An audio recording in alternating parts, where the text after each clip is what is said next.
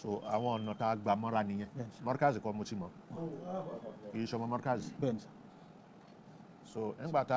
a mọ́ra bẹ́ẹ̀ yẹn ọdún kan tó wá ọdún àwẹ̀ ni. albarka wala nabi wa Muhammad sallallahu alaihi wasallam ibi ẹ̀kọ́ tí yẹn kọ́ wa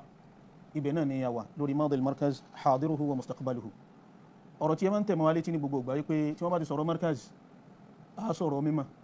a sọ̀rọ̀ Islam a dẹ̀ sọ̀rọ̀ ìwà ìjọmọnìyàn tó dúró tán ẹ ti wá kọ́ wa lẹ́kọ̀ọ́ dé orí kùsùn pé mímọ́ báwo ló ṣe yẹ kí mímọ́ dúró lára ibi táwa fẹ́ lọ́nbẹ̀ ni pé àìmọ̀kan kó kárí. kó tó lọ àwọn ìṣẹ̀lẹ̀ kan ṣẹlẹ̀ àfa Sheikh Aribi nílọrin Hamzat Aribi àyè gbà mí ó ṣaláìsí so àfihàn rántí ẹ̀ ẹlẹ́ẹ̀kejì Secretary General Rabitatul A'imma wal Ulama Imam ọ̀wọ̀ àwọn náà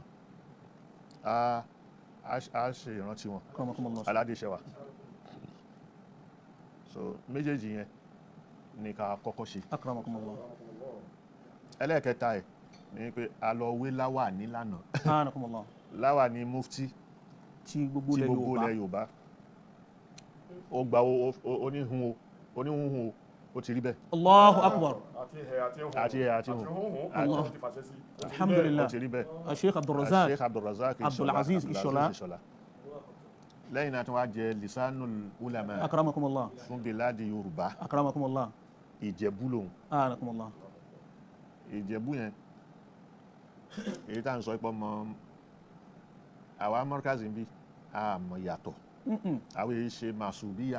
a sì kì í ṣe àṣọbíyà ìṣẹ̀lẹ̀ yàmẹ̀yà ìpele rárá ṣé o ti kéwú o ti mọ̀ níta jogún lọ́dọ̀ Sheikh Adam radiyallahu ta'ala anhu ìlú yòówù ibi yòówù ṣé o ti hùn kó kéwú ṣé o ti kéwú mọ́ àfáàdẹ̀ ni ẹ khalas ó ti dòun yẹn so lisanul ulama nígbà tí a fẹ́ ta yan mufti àwọn èèyàn sọ pé ọmọ Markaz ni Ìlọrin ni kìí ṣe Ìlọrin ẹni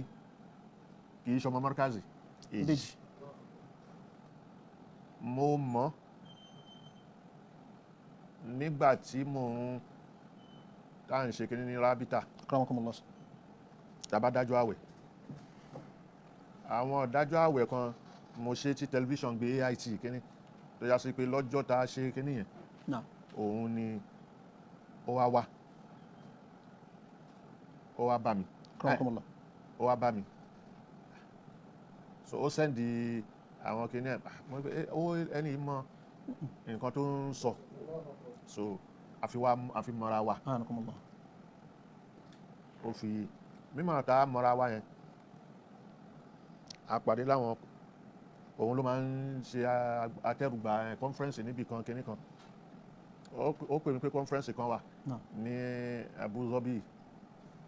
èmi ò lè lọ mo rẹ̀ sọ èmi ò lè lọ mi wá torí nǹkan tí mo tún rán ó pọ̀ so ó lọ ó dé wọ́n á fẹ́ tún ṣe kan ní ìlú tí ń jẹ́ ilẹ̀ Lárúbáwá ni Kọ́tọ̀rù yẹn ni mo lọ a pàdé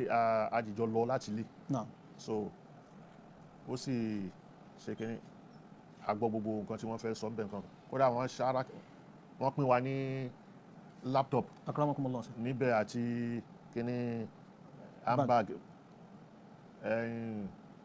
nínú handbag yẹn ibẹ̀ ní kínní wà printer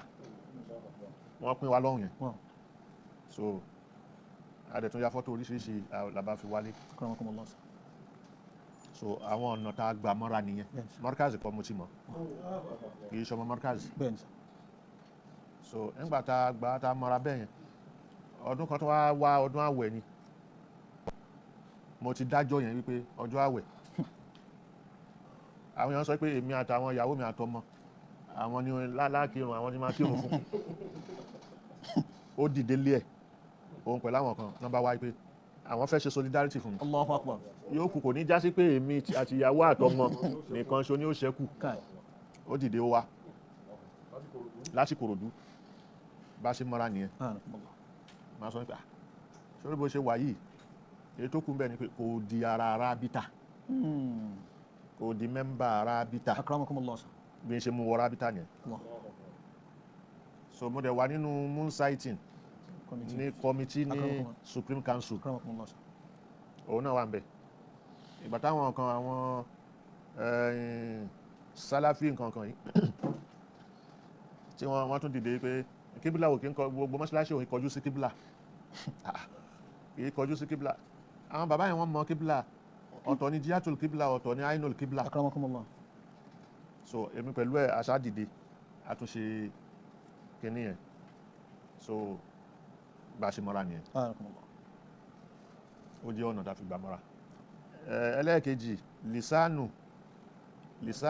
ulama ẹja ló ní bú ní Ìjẹ̀bú ìmáàmù Mọ́lẹ̀pá.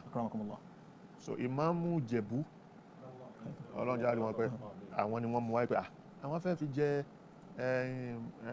lisanu kíní kankan ṣe fẹ́ fi jẹ lisanu ni ok adé èmi náà dẹ̀ ti ń rí níjẹ̀bú lẹ́ẹ̀kọ̀kan àmọ́ close mọ́ra wa tó bẹ̀. tí wọ́n á yẹ pé òun lè fẹ́ lò fún Ìjẹ̀bú láti jẹ kíní ó ti wọlé. mo dẹ̀ wá mọ̀ pé ọmọ Mádùl Àrọ́bí ni. Allahu akbar. ọmọ Mádùl Àrọ́bí yẹn nìbàdàn ibẹ̀ ló ti kéwú. so ó ti kéwú níbẹ̀ òwò náà lẹ́tọ̀ọ́ sí ìjẹ́ àfà oyè tán fẹ́ fún ẹ o lẹ́tọ̀ọ́ sí kó máa jẹ́. Allahu akbar. so bá a ṣe fi jẹ́ nìyẹn. kò sí mahsubiya kò sí asọ̀bíyà ìyẹn bẹ́ẹ̀ bó ṣe rí nìyẹn. naam. kí ọlọ́run kí ó járí babaláyé gẹ́pẹ́ àṣeyọrí náà ni tí ọlọ́run bò ní kò dí àyè máa ṣe sí albarka ọlá nàbí sallallahu alayhi wa sallam. ibi ẹ̀kọ́ ẹ mọ ọ̀rọ̀ kan wà bọ̀rọ̀ kìíní tó náà jẹ lánàá bàbá ìmáàmù Ìbàdàn adamallahu hayatahu àwọn ni wọ́n fẹ́ fi joyè wọ́n dẹ̀ ran ọmọ wọn òun náà ó kéwú dáadáa Idris àti Dr. Atẹ́rẹ́ Dr. Atẹ́rẹ́ yẹn náà Máàdì ló ti jáde wọ́n rán wá bí wọ́n fẹ́ fi jẹ kíní ṣé bọ̀rọ̀ kíní ok ṣé Ìbàdàn nìkan òun lẹ mú yàn o but kó dilẹ̀ Yorùbá Allahu akbar kó máa rí bẹ́ẹ̀ tó lẹ́yìn bàbá Ìbàdàn ẹ̀yin ni bàbá wa grand patron gbogbo Rábítà bá a ṣe fi jẹ nìyẹn gbogbo kíní yẹn la wá ṣe lánàá bẹ́ẹ̀ ni sá alhamdulillah so kí ló tún kù. àdúpẹ́ lọ́dọ̀ Ọlọ́run a ti ṣàdúrà fún àwọn tí wọ́n ṣíwọ́ṣẹ́ a dẹ̀ tún congratulate àwọn tí wọ́n ṣe ìwé láwàní